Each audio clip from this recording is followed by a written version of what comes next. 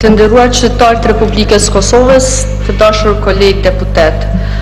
Po vjen keq se disa prej zyrtarëve të PDK-s, të LDK-s, disa që janë këtu edhe ata që janë e jashtë ndoshta halaja në ankth për me ndëgju apo ju përmendet emri për ndonjë nga pozita administrore apo të zëvendës ministrave në këtë farë aksham pazari, se që duket halash duke vazhdu për me shiju një copë torte nga i koalicioni i torteve i cilë është përmend shumë, pasi që koalicioni shprej se su shua tashme.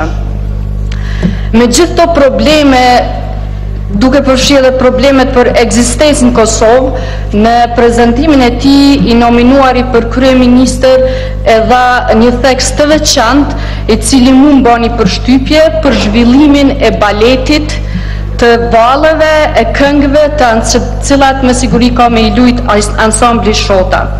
Si duket, kjo qeveri do të bëj Kosovën Bollywood apo Hollywood, sa që edhe George Clooney ka me pas lakmi me arë me lujt filma në Kosovë. E përmendet sundimin e ligjit edhe ndihmen që do t'ja ofroj kjo qeveri gjyqësorit. Më duket zotri Mustafa nuk e pas ka konsultu kolegen e vetë Vjosa Osmani, e cila jam e sigurt se do i shpjegonte se gjyqësori është i pavarur nga ekzekutivi.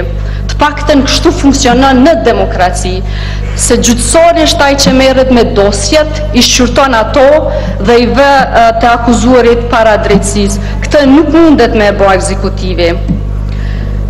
Disa nga kolegët të LDK-s në biseda që kemi pasur më herët patën deklaru bile kanë bo edhe be se kanë me i prej durt e nuk kanë me votu për një koalicion me PDK-n.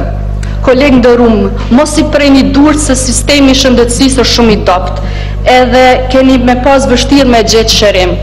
Por ajo që ka mundi me e bashkë, mos me ngrit atë, kur që kërkohet me votu për qeverin. Po ashtu në fjalimin e tij zotri Mustafa foli edhe për lirin e shprehjes, por në një marrëveshje që ata kanë nënshkruar me PDK-n, në pikën 13 dhe 14 të saj, i mohohet deputetëve të zgjedhur me votën e lirë që ata të guxojnë e të votojnë ndonjë gjë e cila nuk e ka marrë paraprakisht miratimin nga qeveria. Kështu që nuk e di për çfarë lirie të shprehjes apo të veprimit po bëhet fjalë. Dhe një këshill e vogël për kryeministrin i cili do të zgjidhet, ju lutem shkoni dhe vizitoni stacionin e autobusit qoftë në Prishtinë apo në cilin do qytet tjetër dhe pyesni nëse ansambli Shota do ja bënte më të lehtë atyre ikjen me autobusa që ata në vazhdimsi po bëjnë për Hungari e vende tjera.